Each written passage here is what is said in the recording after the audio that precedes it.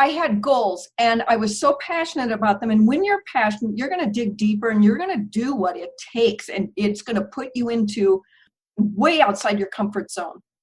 But you want to, because you want to be successful.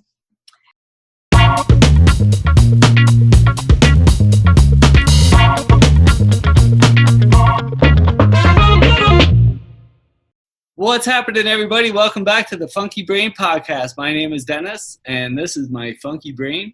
And today I have an awesome woman on my show. Her name is Letofsky, and she's the author of 3 Miles Per Hour, and it has an extra part of the title, and I'll let her tell you. But she's one of the only women, or the only one that I know, who actually walked around the world. Polly, how are you doing today? Well, I'm not walking anywhere right now. I'm walking between this desk and the kitchen. So, Polly, the mileage in right now. Yeah, that's right. You're really walking at less than 3 miles an hour now. Yes. But it's a good thing. So that was like in 1999. So it's a good thing you didn't have this trip planned now, because you wouldn't have gotten very far, huh? Yes, but what did happen during my trip is right in the middle of it, when I walked into my first Muslim country, 9/11 struck. So I had my own dramas going on. And of course, watching as the world is changing quite literally at my feet. So that's interesting. But, you know, I follow people now that are doing their journeys, their round the world trips, whether by foot or bike or whatever. And I'm watching their journeys now and how that is affecting them. You know, Yeah. They have to stop and they don't want to. And I was never really struck with that decision. I was struck with the decision on what to do. Should I continue right after 9/11 as a Jewish American girl in a Muslim country? But but I chose to not make a knee-jerk reaction and gather the information, because remember those first days, we didn't know what was going on. So you don't want to make a knee-jerk reaction.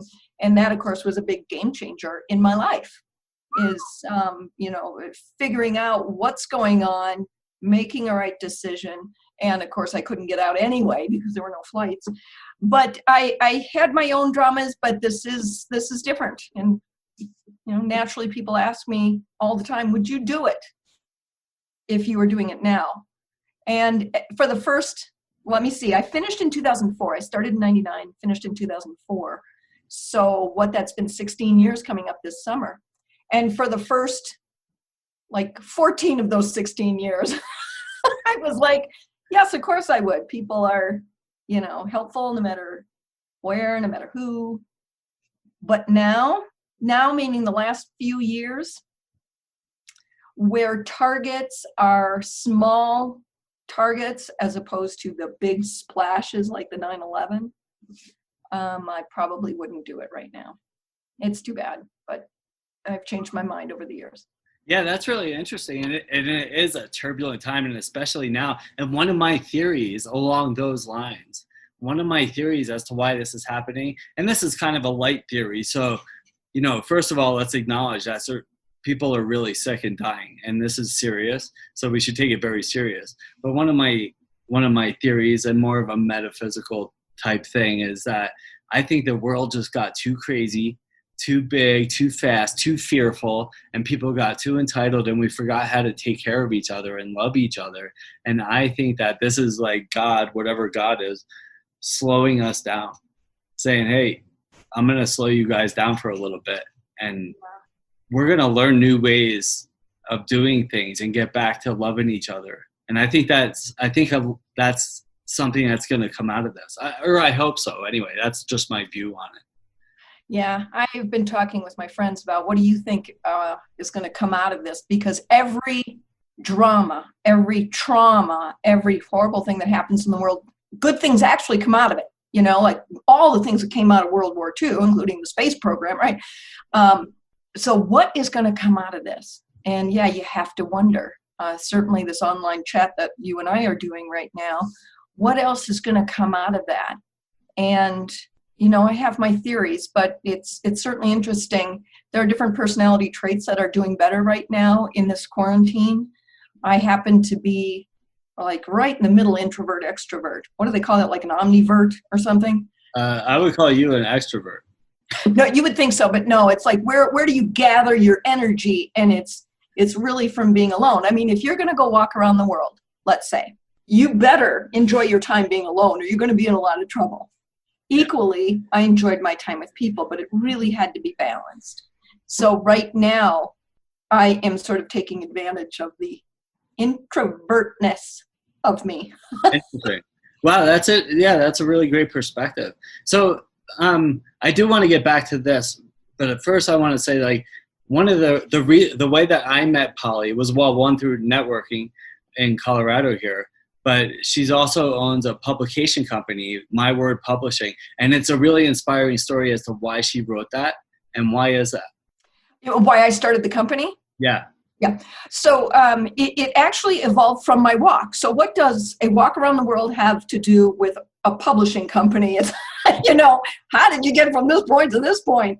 Right. And it was quite natural. I went on my walk around the world, leaving home at the age of 37 when all my friends were climbing the corporate ladder and through the glass ceiling. And I'm like, well, I think I'll just sell everything and just walk into the unknown. And I'm not boo-hooing. This is very much by choice, right?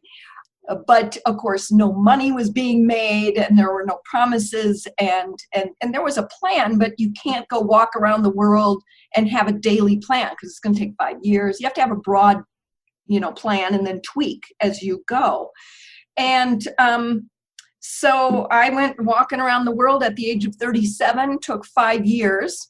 And on the road, I learned a number of things. And what I did learn is that when you are passionate about something, okay, now remember, I'm in my prime earning years and not making anything. But what I was doing was passionate about the goal that I had set, which was threefold. One, I wanted to go explore the world for my personal wants and discovery. I was doing it for breast cancer as a fundraiser, and I had goals set for that, for fundraising and advocacy work, right? So I had goals and I was so passionate about them. And when you're passionate, you're going to dig deeper and you're going to do what it takes. And it's going to put you into way outside your comfort zone. But you want to because you want to be successful. So with that as a preamble, what I did learn is I learned public speaking when I was on the road. And I remember being so nervous about it. Because I was walking and someone would, the Lions Clubs, if you know the Lions Clubs, they're like a Rotary Club, a service organization based in every town. Yeah. And one of those members found me on the side of the road very early on in Australia and said, we've got to get involved with this. So they put me up and took me out fundraising at the pub and passed me to the next town. And they took me out fundraising and at the local pub. And that's what happened. But because they were supporting me, they wanted me to go speak at their event. And I'm like, I don't know. Who's there? There's like 18 people and they're all over 80. I'm like, I don't know. That sounds pretty scary. Okay. But I wanted to do a good job and they're helping me. So I would practice my little, 5-minute speech while I was walking down the road talking to myself. And that started happening like 5 days a week, right? So I got comfortable with it. And then I started doing accents and I was like a one-man show by the end of Australia, right? So public speaking was something that was honed and when I was on the road. Another thing was writing. I hadn't done any writing, but I was writing to my family and friends and on these new things called laptops. And, this is 1999 when I left. So we were starting to date yourself. About these. What? You're going to start dating yourself. Be careful. I know, I am. So 1999, when these things called websites were getting popular, and they certainly don't have them like they do now. Like you can do your own and, from your phone, Right. It's crazy.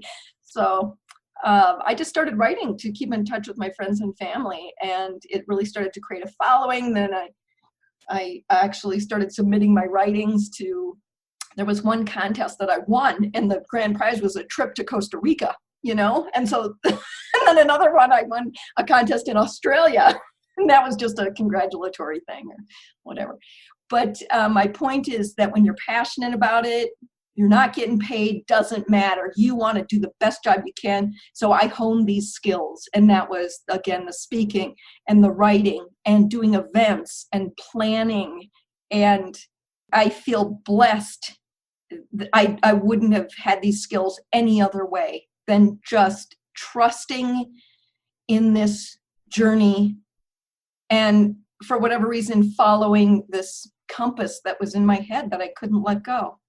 So those skills were learned over the course of my 5 years on the road. And I finished my walk and started writing my book, which took 6 years.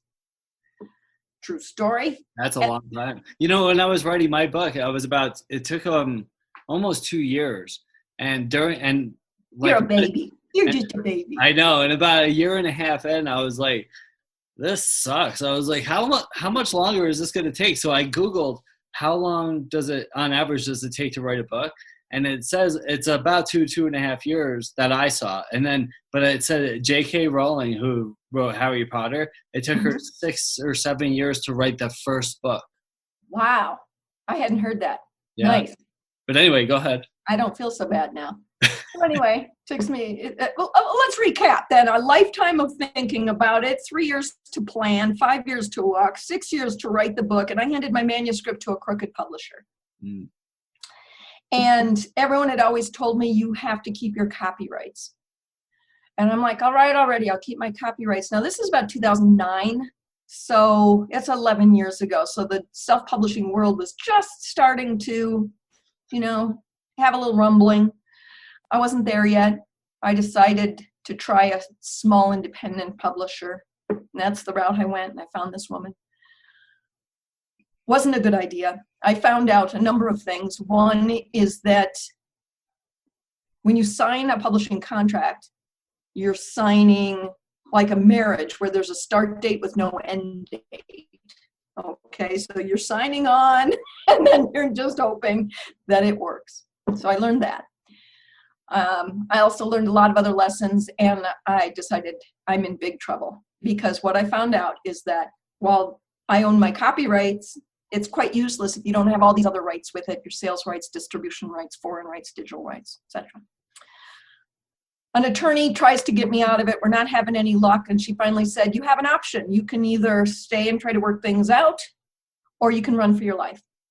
And I decided to run for my life. And because I was essentially breaking the contract, okay?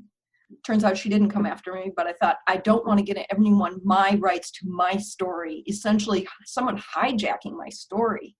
So there was a 2-day self-publishing conference, again, 2009, might have been 2010 at this point, and a passion was unleashed the minute I walked into the room. So I'm that lunatic in the front row going, ooh, one more question. And I just found my passion right there, and it has not stopped.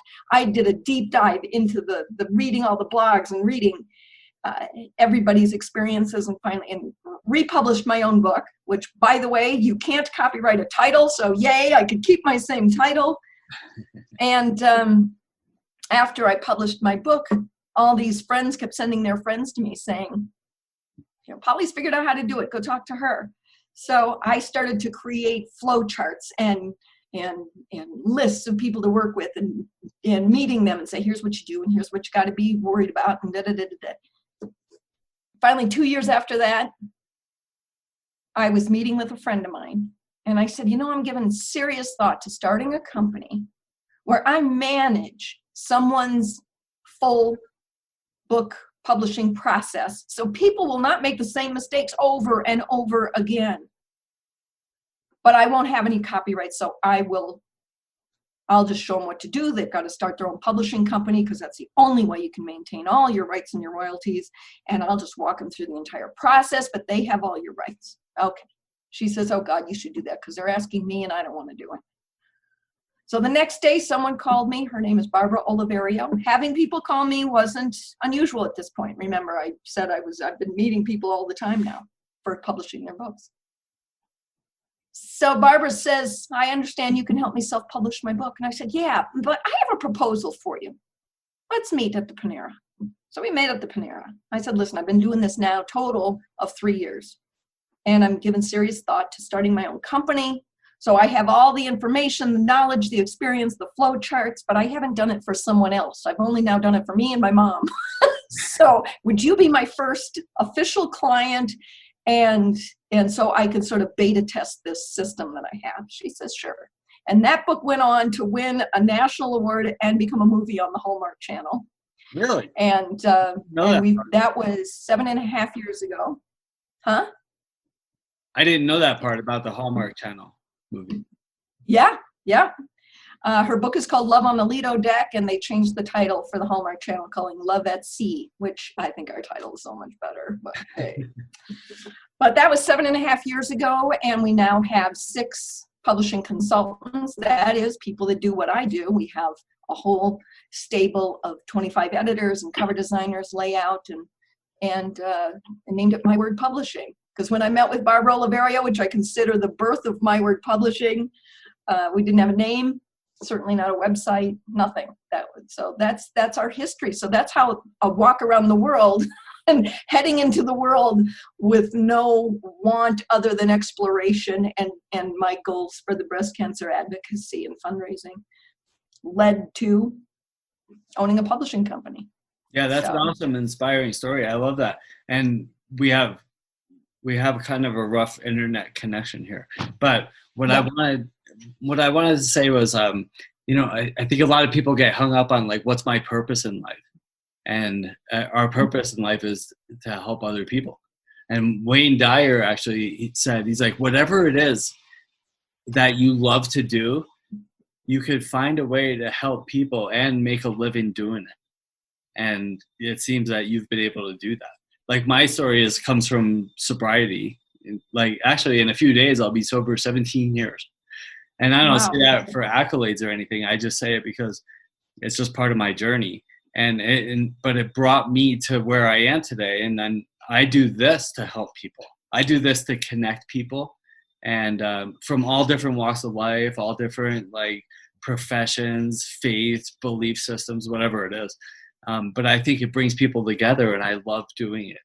And it gives me purpose. And if you could find something that you love doing and help people and gives you purpose, and then the money just like comes. I mean, you're not, if your primary goal is money, you're always going to be chasing that, and you're never going to get there.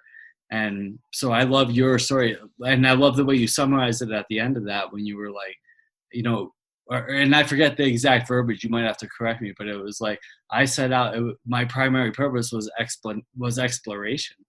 Yeah, a personal quest, and working right off the human spirit, and very, very, very little money. Yeah. And then look what happened though. I mean, that's where. I know.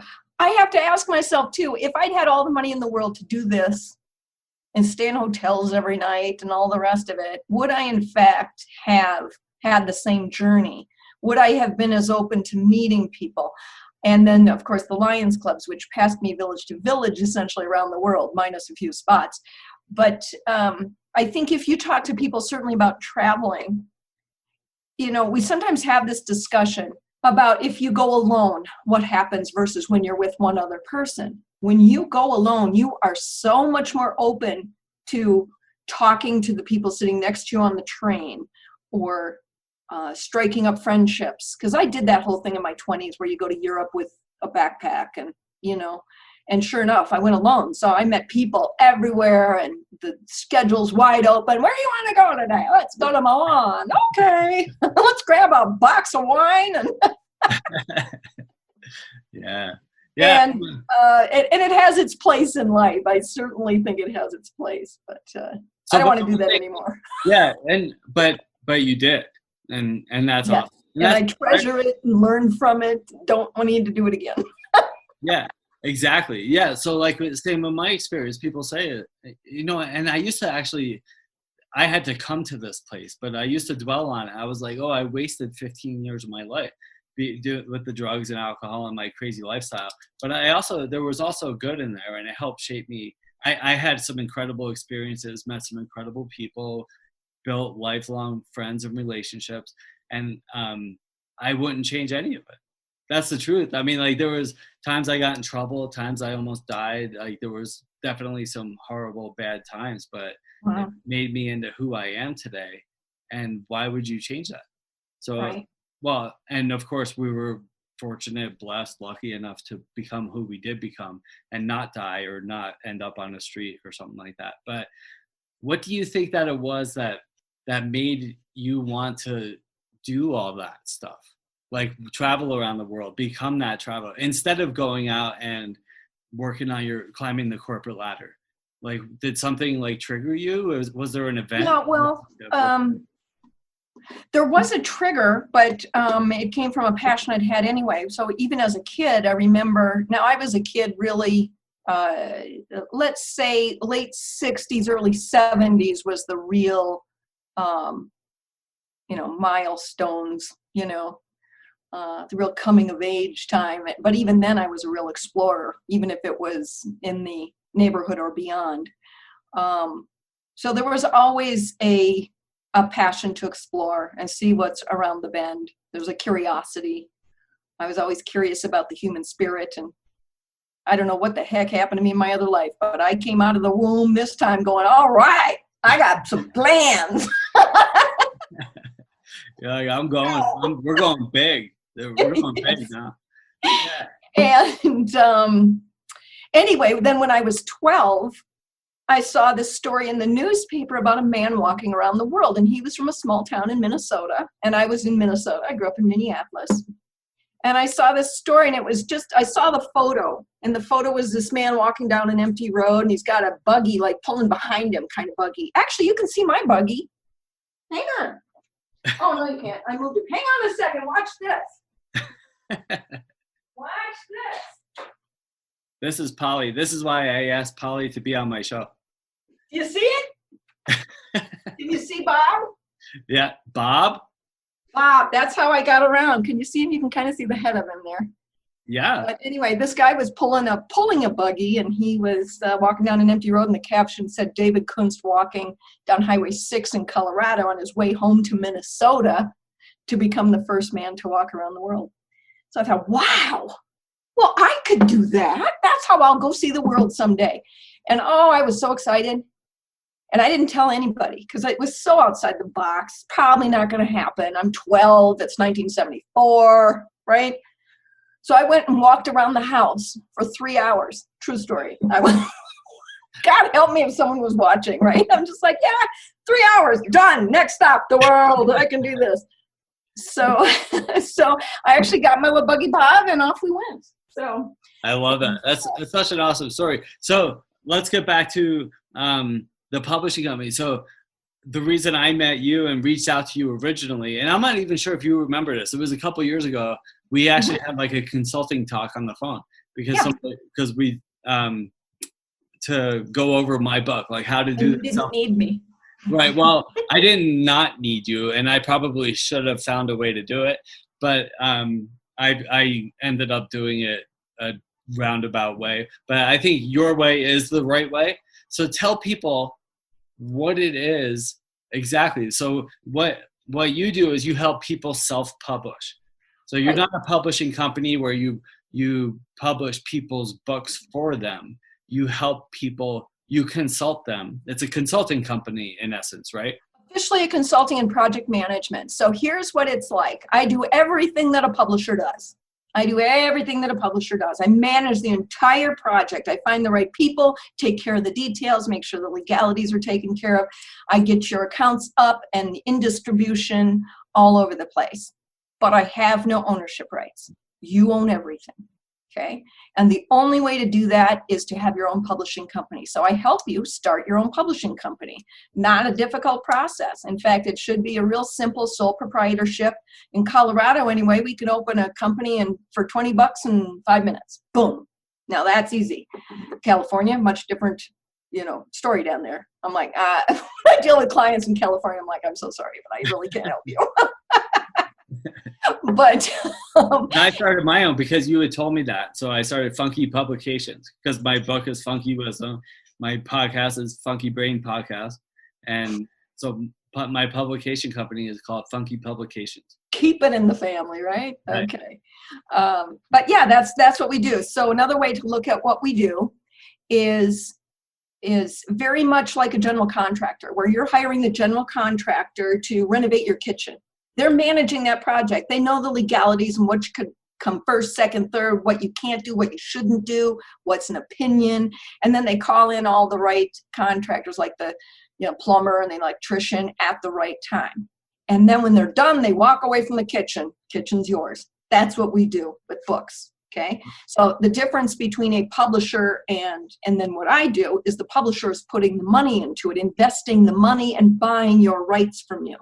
I don't want anyone to own your rights. It is your money. I'm showing you and managing the project. Does that make sense? So it makes perfect sense. And I love that you do that. And I love that there's people like you out there to help people so they don't lose their rights as well. Yeah. And you can make a lot more money. Woo! Yes, that is just crazy. So I want to be respectful of people if their goal is in fact to get a big publishing deal. And sometimes I don't want to be absolute and say that is never a good way to go, because there are exceptions to everything. But I will say it's usually not in today's world. But again, there are exceptions. So that's interesting. So what are the exceptions? Because I think that most people, if they're approached by a publisher, which I think nowadays you really need to have a name, you need to be famous or an influencer of sorts, or something like that, to get a publishing deal, don't you? Yeah, well, first of all, a publishing company will never come after you if it's a legit publishing entity. Okay, so if that happens, it's probably not a legit, it's not the traditional publishing model you think it is. Okay. They want you to go after them. Well, you got to go through an agent, and you and the agent together create a proposal. And what that proposal is your marketing plan. You have to do all your marketing, always, whether you're big, HarperCollins traditional publishing house, or you do it yourself, you have to do the marketing. So when you are trying the traditional route, first you find an agent, and then you and the agent work on this proposal together. That could take 6-ish months. And then that's the marketing tool that the agent goes to use to sell you to a publisher. Oh, gotcha. So that's the difference. So there are other models, but that's the traditional model. A publishing company would rarely come after you. Okay. Right.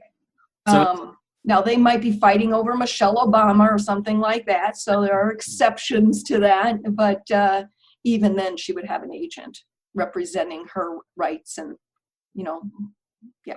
Interesting. So I guess before people, or what steps would you say? Okay, like start writing your book and then call Polly.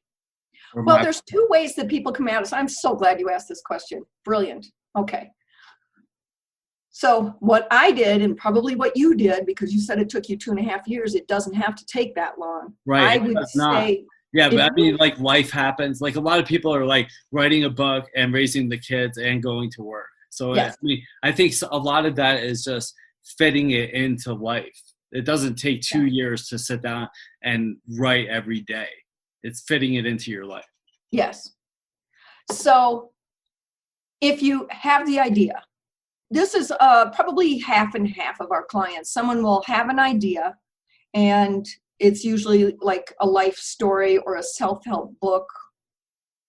And so they have the idea, and they've never written a book before. And if they come to me, I'll say, please, I flat out beg them, throw myself at their ankles, please work with a writing coach. So if I had known anything about a writing coach, my book would have taken 1 year to write as opposed to 6. Okay. So to interrupt real quick, just so we stay on the tasks here, because this is really great information. So you're saying, please get a writing coach. Do you provide that, or do they have to go out? Yes. Yeah. So here's what I tell people. So what I would do is introduce them to, say, 3 writing coaches, because that relationship has got to be tight and trustworthy and bonding. And I've done 75% of the work, meaning I have found these people, I've worked with them, I have vetted them. They're not only skilled at what they do, but they're full of integrity and etc. Okay, easy to work with. That's a big one too. So they're not, so some writer coming in, cold is not taking a gamble on someone. Mm-hmm. That part's off the table. These are good people. But now you have to take it the rest of that 25% of the way and figure out which one you bond with. So I would introduce you to 3 writing coaches that are good with your genre and other things that may be important to you, timeline and budget, etc. So then you choose the writing coach and you guys off and go. Got nothing to do with that other than the introduction, and God bless you. And it's not only sort of an accountability partner, but you're structuring the book from the very beginning, and there's someone there to be your partner and someone there to be to help you stay clear and motivated. So usually what happens, or the other half of what happens, is someone comes to us after they've written the whole thing by themselves, struggled through it because they haven't written a book before, and then they come to us. And now you have to go through a development editor, and the development editor is basically a rewrite. They've got to restructure it, But with the writing coach, you're structuring it from the very beginning. So you're not replacing, you're not one or the other. Okay? It's, it's not both. You're not adding an additional cost. It's one or the other. So you either you do it yourself, then a development editor, or you work with the writing coach. And it goes so much smoother. Because what if, and I know you've done this, writing a book by yourself, you just get stuck. You're like, and then what do? You keep avoiding going to the computer. Yes, I did do that. Yeah, that's a great point. So if you have the coach I'm stuck. Can we get on the phone and just flush this out? Yeah. And I would call also the coach kind of as an editor too, basically, and they have editing experience. So it's usually a writing coach is usually a development editor as well, but they're 2 different tasks. Mm-hmm. So you go through the writing coach first for the first draft of your book, and then they'll do jump to, say, a copy line edit. Right. And then all right, now we got through that. There's the content editing, and then the structure and all that stuff. And then what comes after? Okay, we're getting near the completion of this book. Well, usually where I would jump in, my services, right, as a publishing coach, would be, let's say they're with a writing coach. And once the first draft is done, I usually tell them, listen, when you guys get a couple of weeks away from getting that first draft done, and then, you're going to head into editing, copy line editing. Some people call it content editing. That's when I would get involved, because there are a lot of things that we can put in place while it's heading into editing then. All right. So what we do is we name and open your publishing company. We can confirm your title, subtitle, get it into the cover designer, start opening accounts, deal with the copyright page and stuff like that while you're then going into editing. Do you see what I mean? So I would prefer to be involved just as you're wrapping up your first draft. Yeah. So this is awesome. And for those that are thinking about writing a book, this is definitely the way to go. Mm-hmm. And then some of this stuff gets into budget. So you have to consider what your budget is and stuff like that. And then now you're at this point, and then after that, there's the marketing. Like there's ongoing, it's an ongoing process. It's not just, I'm going to write this book and now I'm going to go for a walk. It's like, like this whole process. And if you do things the right way, and if you do anything in life the right way, there's all these steps to take. It's hard. Yeah. And the book is no exception. This is an ongoing project. And then so after all this stuff is done, there's the marketing, and then you can hire Polly on she has these other hourly basis, or there's what are the other ways you could do it? Well, I don't do your marketing for you, but I have what's called a book marketing consultation, because I love book marketing, and dare I say I'm good at it, but I wouldn't do it for nobody else. Right. Yeah, she is good at it. In fact, I took her class. It was when was that? A couple months ago. Yeah, it was. Yeah, and then so she helped me, and she helps lots of people get to that bestseller status, and which is so important for when you're doing your marketing. And yes, you did very well with that, didn't you? I did, and yes, and she's definitely a rock star and knows exactly what she's doing. So why bang your head against the wall trying to figure out how to do it by yourself when you can ask Polly how to do it? And the good news is that in the world today, there are a lot of free marketing tools. So you don't have to, please don't spend thousands of dollars on, big promises. Like if you take this course, and I've seen them, I'm not making it up. If you take this course, you'll sell truckloads of books. Yeah. Oh God. Yeah. That's not how that works. But So I put together, and this was kind of by accident. I love marketing. I've always loved marketing. I was in the hotel business and loved marketing, but wasn't allowed to do it. So I had to kind of do it on the DL, Well, you know what? And I think that now is such a good time for those. I mean, we kind of opened with this topic of the coronavirus and the quarantining, the isolation that we're in right now. And a lot of how you're going to come out of this is perspective.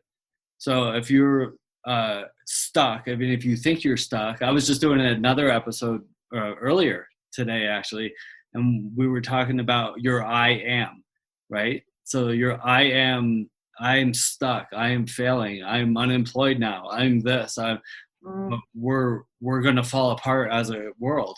But what if I am going to do well? I am going to write that book I always wanted to write. I am going to start a healthy exercise routine. I am going to do this. I am going to have a great relationship with my spouse. Like it's what you tell yourself is the outcome you're going to have. So I am going to write a book that I've always wanted to write now. And I'm going to call Polly to help me with that. Thank you, sir. Yeah. Like this is such a great opportunity. If you're stuck inside and it's like, what's your expertise? Did you get laid off of your job like millions of other people right now? What is your expertise? Were you marketing or sales, or did you work for a retail store? Right. Like, what's your expertise? Call Polly up, write a book, find out how to do that. Like now I think Polly's well positioned to reach out to some people and help them, or she's there for you to call her if you were like, wow, maybe I should write my book. And how do I start? Yeah, can I tell you how a great way to start? And this isn't me, but it's some of our writing coaches. They have this, and I think it's brilliant. And for people that you're just talking about right now, meaning you have an expertise, and now you have the time. So what do? What's our first step? I would say, yeah, you can just email me or something like that, but I would introduce you to a writing coach. And what they do is called this book structure intensive. All right. So they get you on the phone for a couple hours on Zoom or something and really flush out what you know, and just, and they're giving you the goal, the objective is to walk away with this high level outline. Okay. And they walk away so clear. It's like, I got it. It's not a serious outline, it's a high level outline, but this big flushing out of information with a pro who is a great writing coach, has done these kinds of books before. I've just seen people go in so mixed up and come out, got it, just, go at it. And so that's just like, I think it's 2 hours or something, and it's a book structure intensive. So that's helping someone get you really clear. So think about it like this. In book publishing, think about two sides. One is production, and that's what I do. I'm the production side, okay? Think of me as a producer. And then there's the content side. And these two work together, okay? No one would ever ask me anything about editing. God help them. They don't. They shouldn't. God help us. But I'll poke my head in here once in a while and say, hey, how you guys doing? Give me a 2-week heads up when you're going into the next round, whatever. Just keeping in touch. But so if someone like you're talking about is interested, say, in writing a book, they could contact me because I know the right people, but I would have them start here. Do you see what I'm saying? I do. I think it's a great idea. Like get structure. There are programs too. Like I use Coggle, but I know that there's other programs that help you organize your thoughts. But I think that this is so much easier. It's way easier to consult a professional. They say, well, you think it's expensive to hire a professional? Wait till you hire an amateur. Or try to do it by yourself. Right? Yeah, I like those tools too, but once you're organized, then you need one of these organizing tools like a Scrivener or something like that to help you get your thought. But that's not helping you structure your book and how a reader's going to read it. And Yes, I agree with you 100%. So, okay, now we're sitting at home. We're going to start writing our books, and I want to call Polly. How do I get in touch with you, Polly? Well, you can look at mywordpublishing.com. Okay. And certainly I'm at Polly, Polly, at mywordpublishing.com. And I'm sure if you Google Polly Publishing, I'm sure I'll pop up. Yeah, I'm sure too. And so I highly recommend that everybody who's watching, who wants to write a book, I think you should make a start, right? How do you eat an elephant? One bite at a time. So it's like, how do I write a book? It's like, I have to take the first step. You just start by starting, do it, and call Polly up. And it's a painless process when someone else is managing it. So it's, I look back and I remember asking my dad when I was a kid, it's like, I remember asking him what a producer does, because he was in show business. I wanted to be the person behind the scenes. I didn't want to be in the front scenes. So I said, Dad, what's a producer? Well, they're the person that helps put the whole production together and finds the actors and finds the director and finds this. And I was like, yeah, that's what I want to do. But I didn't want to live in LA or New York. And it occurred to me maybe when I walked into that class and about self-publishing all those years ago and was struck with the passion, maybe that's why. Because this is, I am a producer. That's what a publisher is, a producer of the book. They put together all the pieces and get you to your goals. So that's, mine's one of production. So awesome. Yeah. All right. Well, thank you so much for being with me today. And yeah, it was fun. Yes, it was fun. And maybe we could do it again sometime. We'll figure out in a month from now, we'll see if people actually called you and started writing their books. Okay. But awesome, everybody. Well, stay safe out there, and thanks for listening. And thanks to Polly Letofsky from My Word Publishing for coming on and talking with me today. And have a great day, everybody. Bye for now.